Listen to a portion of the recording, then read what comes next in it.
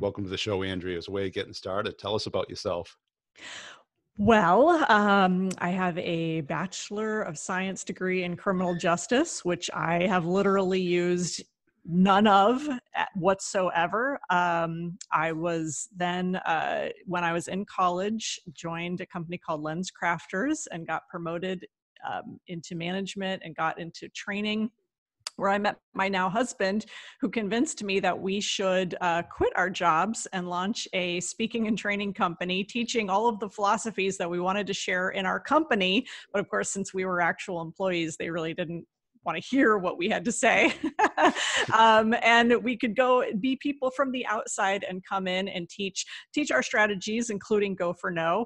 And so that's what I did. That was about 22 years ago now, and I haven't looked back. And I spend most of my time, waking hours, figuring out how to help people overcome fears of failure, rejection, and the word no. And what came first? Was it the book or the company?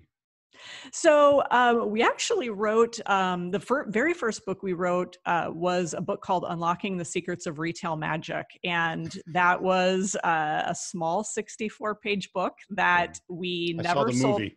You saw the movie. We never sold it on Amazon. We sold it direct to, this is, of course, so I'm dating myself, right? Dinosaurs were roaming the planet. We were selling direct We had stores? to Oh, companies, to executives. wow. Yes, in stores. People would walk in them and buy things. It was amazing. So yeah, that, and then, so the company, we launched the company with that book. We're big believers that, the book is the door, at least for us, it's been the door opener into organizations, sending copies of whichever book to the decision maker. And the third book that we wrote was Go for No. So it all kind of transpired Yeah. together. And what was the genesis of the idea? What was the epiphany? Yeah, so the epiphany was, it was something that actually happened to my husband, Richard, when he was selling suits for a living. He was working, doing pretty horribly, actually, pretty convinced that they were going to fire him. A district manager came in to visit the store, see how everybody was doing, as they do, and they like to stand around and watch people sell and see how they're performing. So Rich comes in on this particular store visit day, and it happened that day a customer walked in and said, "I want to buy an entire wardrobe of clothing." Rich got to sell this man $1,100 worth of clothes. The district manager saw the whole thing. Richard is thinking he's going to be congratulated for having this fabulous sale. And then the district manager said, "Out of curiosity, Richard, what did that customer say no to?" And he had to think about it. And he said, "Harold, that customer didn't say no to anything. Obviously, I had this fabulous sale. It was $1,100. Of course, again, way back in the day." And he said, I sold him a suit and a sport coat and slacks. And Harold said, "Yeah, Richard, I know what he said yes to. Yes is the easy part. We just have to look at, the sales ticket. I'm asking you, what did the customer say no to?" And Rich had to say, had to admit, basically, he didn't say no to anything. Everything I laid in front of that man, he purchased. And then Harold asked him the really important question, which was, "Well, then how did you know he was done?" And it was in that moment that Rich kind of had this epiphany of, "Oh, I ended the sale. The customer didn't. He probably would have kept buying." And so that was kind of his epiphany moment. And as he likes to tell the story, he always says that he learned that, he didn't know if he had what it took to succeed, but he certainly knew he had what it took to fail, that he could hear no more often. He could show more products to customers. He could hear more no's and increase his sales. And that's what he did. And he basically taught this philosophy to me. I didn't like hearing the word no. I thought I was a superstar salesperson, actually, thought I was fantastic. But then I had to admit to myself, you know what? I don't like getting no's from customers either. So had to turn that around. That was kind of the epiphany. That's the foundation of the whole philosophy. So it's really changing the meaning of no.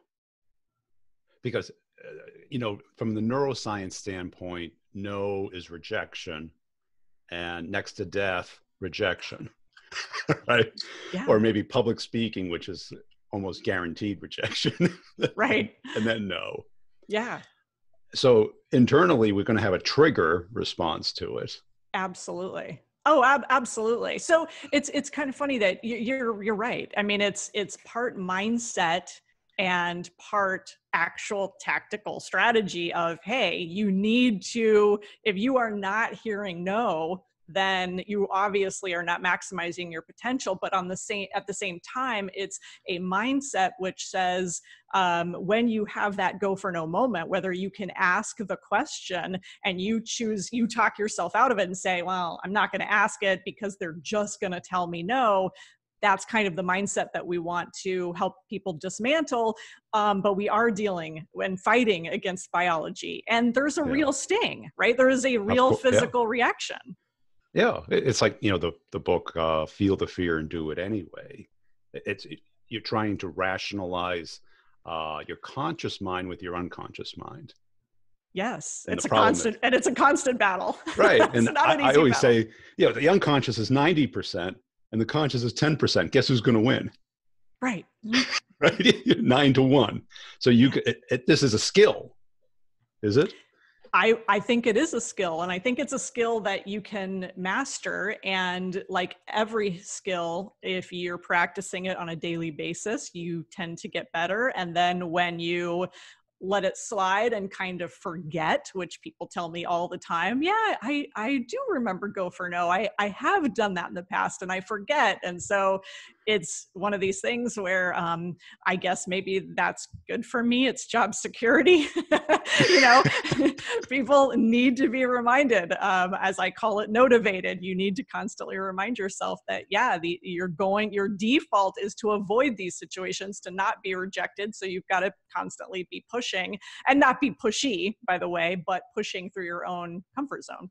Right, because it's a lot like a diet. It's like a habit, because none of us wake up in the middle of the night and go, you know what? I need a kale smoothie right now. Right? No, they go, oh, I got some frozen lasagna in the freezer, or I got that chocolate cake in the fridge.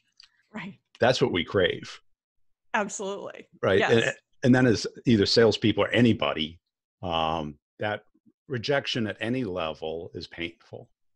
Yeah. And if we aren't making it a daily habit, that it's okay, that it doesn't mean we're bad. It just means that not everyone is going to buy. Not everyone is going to cooperate. Not everybody's going to be interested. Right. And I think sometimes for the super professional salesperson out there, salespeople in general, I think, I don't know if you will agree with this, but, we get validation sometimes from making that sale and from being that persuasive, charismatic, person, and we don't want to be rejected. It feels like a failure. It feels like a loss. Yeah. So there's all of that psychology to deal with. And our conscious mind thinks that there's a silver bullet, that there is some script, some action, some tool that will get you 100% yeses. And that doesn't exist. No, it doesn't. Right. So we keep focusing and coming up with any excuse not to pick up the phone, not to send an email, not to connect with somebody, because we're not going to get an immediate yes, of affirmation of some kind. Exactly. So it's about not needing that validation, and also just putting yourself in that position to take those risks, to quote unquote fail. I mean, that's why we talk a lot about failure in the book Go for No. I mean, it's kind of the foundation. It is a fail your way to success philosophy. Yeah. And a lot of people must misinterpret it. Oh my gosh, Brian, you have no idea. Let's talk about that. Yeah. Yes. I mean, listen, we have created, I say this all the time, we've created the world's biggest marketing challenge for ourselves. Hey, I have an idea. Let's go out to salespeople who only want to hear yes and tell them to go for no. That sounds like a fantastic idea. Yes, let's do that. But at the same time, a lot of people who have been around for a while hear the term go for no, and they've told me, oh, I totally get it. It's genius. It makes sense. I get it. I understand it, because they know that no is part of the process, and the idea is not to avoid it. And yet at the same time, I do get pushback where people think, oh gosh, that's so negative. We don't want to, think about no. And my whole thing is, well, let's take the negative reality. Let's talk about the elephant in the room, which is rejection and no. How can we be better? How can we change our mindset around it, and turn it into an empowering thing and something positive rather than this thing that we don't want to talk about? And the reality is there are sales meetings happening all over the country, virtually now. And nobody's raising their hand going like, I don't know about you guys, but I have a fear of rejection. I hate hearing the word no, right? Nobody says that. So leaders have to be willing to, let's have this dialogue. And also, how do you get better? How do you get more skilled that when you do hear those no's, you can work on the quality of your presentation and just get better figuring out, okay, why are we hearing these no's? Are we talking to the right people? Are we offering the value statement correctly? Are they getting what we're saying? When you start hearing those no's, it's an opportunity to ask those questions. Yeah, because most sales leaders are just looking for activity and not really thinking through it or helping develop reps to redefine their reaction to it, that it's okay, that you're never going to get everybody. Right. The tribalism even of the country. No politician ever gets more than, 55%? Right? Yeah, that's a good point. I mean, exactly. And anybody who tells you should be getting yeses 100% of the time is selling you something, right? And also, because I've always had this saying, it's like, you're already at no. So don't worry about it. You build up to a yes, but you're already there at no. Yes. That reminds me of something Jack Canfield talks about. He says, if you ask somebody to lunch and out to lunch and they say no, well, you didn't have a lunch date 5 minutes ago, so you're in the same place that you were 5 minutes ago. Nothing has changed, right? You did have to experience that rejection. So if you can compartmentalize and learn to experience those rejections, then your state hasn't really changed. You're in the same place as you were before. And how do you build this habit? Well, one of the things that we teach people is to set no goals. We teach people to set a goal for the number of no's that they're going to hear on a given day, week. I mean, you can set a no goal for the month, but what I find is people go like, great, I will set a goal for the number of no's to hear. And on day 28, I'll start. Right, I will start hearing more no's. Because, and I'll give you the example. So when Richard and I launched our company, all those many years ago, we had a yes goal of getting 4 bookings a month. And we were cold calling VP of HR and VP of training, sending packages in the mail. So we had this yes goal of 4. And whenever we got to that yes goal, or even sometimes close, even if we got 3 or 4, we were done for the month. We were like, all right, we hit our goal of how many bookings we want to get. So let's just kick back for the rest of the month and go lay by the pool. And then we said, okay, we need to change the strategy. We had written go for no, and we were like, we need to really start doing this. We need to put this to the test. So we said, let's have 100 companies say no to us each month. And we won't even worry. Let's not worry about the 4 yeses. The 4 yeses was our internal quota. And it was the one that we felt we were comfortable with. So our income never increased because, we had bad sales leaders. What can I say? The income never increased because we were the ones setting this for a booking quota. And then when we said, all right, let's get 100 no's, like 100 companies to say, no, we don't want you to come in, we had more business than we knew what to do with, because we weren't just focused on that yes goal, which can tend to limit sometimes. And what did you start to feel differently about it? Because logically, you can explain it to yourself and rationalize it. But again, you're going to have that feeling. Yeah. And back then, it did not feel good still. No.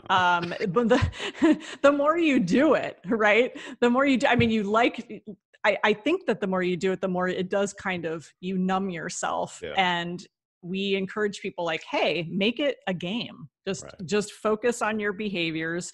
detach from the outcome, just make it a game.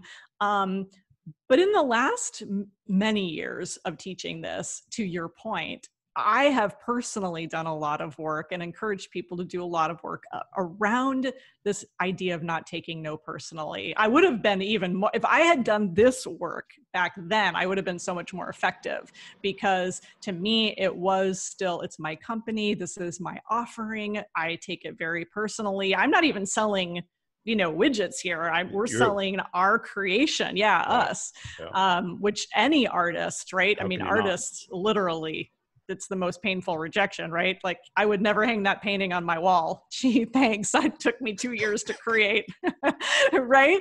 But it's really learning to value and appreciate the other people's opinions, and recognizing that some people are going to hate it and dislike it, and some people will want it and buy it for the exact reason that someone else didn't want it. Yeah. So the more you embrace that, and I read a book called The 4 Agreements, which really helped me with this. One of the agreements is not taking no personally. Yeah, and that's it. Just, I post a lot of videos on LinkedIn and stuff. And, when you get up to 100,000 views, even if 1% misunderstands it or hates it, right, you take it personally. And the immediate emotional reaction is 100% wrong. You want to argue, you want to delete, you want to block. Instead, I try and say, be playful with it. They have a right to their opinion. Absolutely. Absolutely. Yeah, they do. And my favorite story is, we wrote a book called $1 Million a Year, and all authors will go in, as you know, and look at their reviews, right? You read your reviews. And so I go in one day and I read this review, and this person says, this book was not worth the paper it's printed on. Like, I love those, don't you? Right? It was just horrible. And I think it said a couple other things, like, it's just horrible. And I should turn it into kindling, like, whatever. And I was just like, oh, this is so painful. Like, that sting, which is wired into us to have that emotional sting, so that, hey, you don't want to have this happen. You could die over this rejection, right? But then I had to step back and I thought, okay, Andrea, think about what work have you not liked that you really like, that you had such distaste for? And I immediately thought of this movie called Crouching Tiger, Hidden Dragon, which Richard and I went to the theater. We sat in the theater, and after about 20 minutes, I was like, I don't get it. I don't get these guys flying around. I'm so not into it. We left, right? Yeah. So I decided to write this person on Amazon, which I also do not suggest that you do. No, do not recommend. So this was quite a while ago. So I write this person and I said, hey, I really appreciate your review. I'm sorry that the book wasn't for you. I totally get it. In fact, I walked out of the movie Crouching Tiger, Hidden Dragon, which apparently, like, I think it got Academy Award nominations and stuff. Yeah, huge. And so I get it. You didn't like it, and I understand. I kind of used my example. And it was very empowering to me to put myself in a position where I thought, what do I like, quote unquote, hate? What do I dislike? And I think there's obviously a line of being cruel. And sometimes those people, those are just, hurt people, that line. So trolls, there's just trolls that they just want to be cruel. But this person wasn't being, he could have used nicer language, but I got it. He didn't like it. Now, here's the crazy part. The crazy part is, a while later, he revised his review and said, I went back in, I reread the book. It's actually pretty good. I'm changing my review to 4 stars. It is crazy. And I think because most people try and brute force their way through this, right? That just willpower, like with diet and exercise, or overcoming an addiction or whatever. And what we all know is we got to rationalize it, and it takes a daily habit, a little bit, keep looking at it a little bit different, because your book isn't a read once and put it away book. It's a book that you should have on your table. You pick it up once a week to remind you to rebuild this mindset and logic about this feeling you have. And that feeling is temporary. It goes away. But if you're not out there stretching yourself every day, you're not growing. You're shrinking. right? You're the monkey won't touch any of the bars because they all shock you, and you just go crazy. Yeah, yeah. It requires a consistent level of effort to kind of hack your psychology, and it's just one of And those that's it. things. It's Yeah, hacking it, right? yeah, Because there's no pill. There's no, right. right. It's just a rationalization or reasoning that is different for everybody. You know, have you seen any physical things like, standing up and smiling at the ceiling, or just take a walk, break your pattern?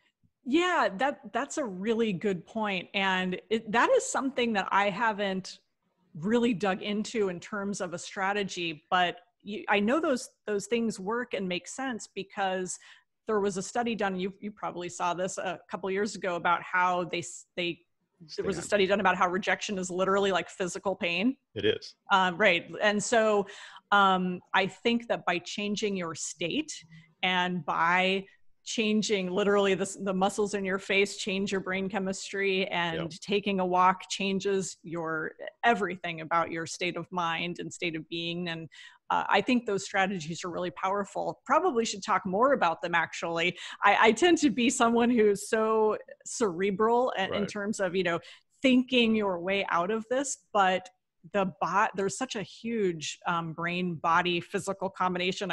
I'm totally one of those people who believes that a large part of even pain and health is from your mind, Oh, completely. Yeah. right? That there's such a connection. I mean, I used to have searing back pain. I literally healed it by changing some things about the way I was thinking. So it stands to reason, you're right, that rejection, if you can hack it in a physical way, that's a really powerful strategy. So thank you. I will be adding that into my repertoire. Right. Yeah, because Dr. John Sarno, I don't know if that's Yes. the book you wrote. Yeah. Yes. All right. Howard Stern turned me on to Howard Stern. I was listening to Howard Stern on my way to class. I was in college. And so here is so funny, not to get off track, but like I'm in my early 20s. I shouldn't have any back pain. No. I've done nothing in my life to have searing back pain, but I was under such pressure and so deeply unhappy at this particular time that, yeah, it manifested as unbelievable back pain. How about as far as like future pacing, where there's a lot of exercises, you in your mind anticipate the no, a hang up, no thank you, not for me, not interested. And then you mentally exercise going through these fictitious no's to condition your mind. I don't know if you've experimented with that or. No, but it's so, and that's a really important point, because one of the other pushbacks, speaking of, as you asked about pushbacks, was people who are like thinking about law of attraction and how, you want to go in. And this is a really interesting thing. And I would kind of love your take on this about, do you walk into a sales situation or a meeting, or even before you pick up the phone with this, it's going to be yes, it's going, that positive mindset. And so I certainly think that there's something to that. I certainly, in our book, we say, you do the best you can. I'm not suggesting, I tell people all the time, you don't have to sabotage yourself. I'm not saying go for no. And if you pick up the phone and somebody goes like, yeah, I'd love to meet with you, that you hang up because that was just too easy. That would be ridiculous. So it's about doing the best you can.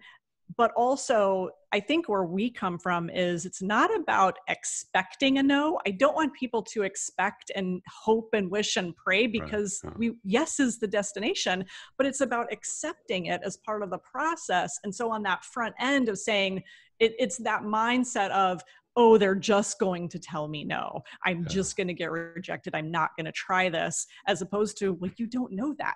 So why don't you don't have to expect it. But to your point also, yeah, you should prepare. You should play it out, right? Play out the scenario of, if somebody says, no, I'm not interested, what's the quick thing that you can do? What do I do? Yeah. Is it okay? Do I celebrate it and go to the next one? Or do I, go get a cookie? Exactly. And if you're getting cookies, that could go downhill really fast. Really fast. And I think a lot of people get the cookie, or they don't go for the next one. Exactly. And that's part of why that no goals process is important, because we do tell people to celebrate it. And we do tell people, yeah, you get it and you keep going. You can't get that one no and let that stop you. And also there's, the skill of, okay, can you turn that not interested into a future opportunity? Could you in that moment say, oh, totally understand. Would you mind if I check back with you in 6 to 8 weeks to see if anything's changed? Right. There's Yeah. things that you could do. Or ask why, or ask, who else do you know that this might fit? Or if you were me, what would you do? So many options. Engage, right? Yeah. Instead of it just saying, oh, I'm bad. I Right. stink at this. I'll never succeed. It's like, no, it's just part of the process. Now, do you see having it be daily is much more effective than either weekly?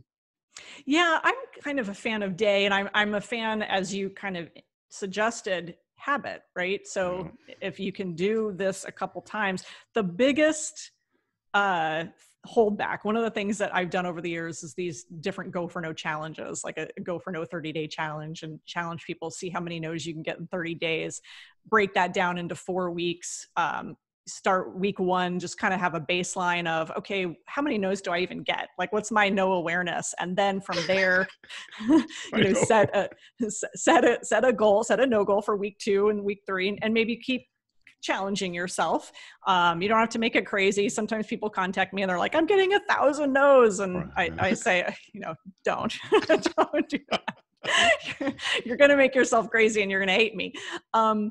But in that challenge, I think it's really powerful to set those goals and to do something every day so that you get in the habit of it, not to where we procrastinate and then it never gets done. But the biggest holdback, I guess I'll call it an excuse that people have, Brian, and I know that you hear this all the time, is, well, I don't have time. And I'm like, you don't have time. We're talking about like sales behaviors. This is not. It's not a time thing. This is not a time thing. This is a priority thing. Yeah. How about as far as, have you seen any correlation between personality types that adopt this and others that just don't get it? That's a good question.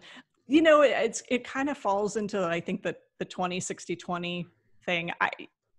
I've spoken to a room of 1,000 people, and inevitably there's one person who walks up and they really like to walk up and they're proud of this. And I'm happy for them. They always say, no doesn't bother me at all. Like at all. I have never had a problem with it. And I'm always like, well, you are in the top 1%, because for most of these people, they have some kind of issue with it. And then you have so it's kind of the 20-60-20 is usually that 60% are people who are pretty open-minded and flexible and they want to try it. You've got 20% who love it, take to it immediately and do it. And then you have 20% who just seem to have such anxiety and probably issues that I can't even help. You know what I'm saying? Well, I'm sure there's people who have a cognitive bias. Mm-hmm. Where the default is so strong that they can't move. Because I've had a lot of salespeople on, and this is a pattern. Would you rather? Is your love to win stronger than your hatred of losing? Okay. So the love to wins one are going to do whatever they can to get a yes. The hate to lose will bowl through the nose. Yeah. Right. Yeah. They're just like willpower, 100%. They're the people who, give up drinking one day or give up smoking one day and never touch it again. Yeah. And we're all different. Mm-hmm. Right. Yeah. Yeah. and some people, but I think most of the people I have seen are, they want to do it. They believe it works. They totally get it. They want to change their mindset.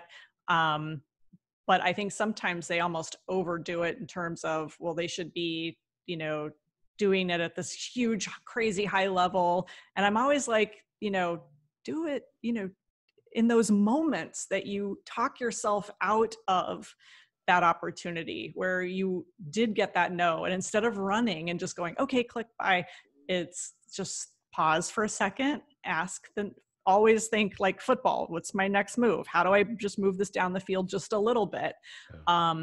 And people just forget, right? They just forget about those strategies and kind of fall back into their own old ways. Cool. Hey, this has been a fun conversation. Where can people go to connect with you and get the book?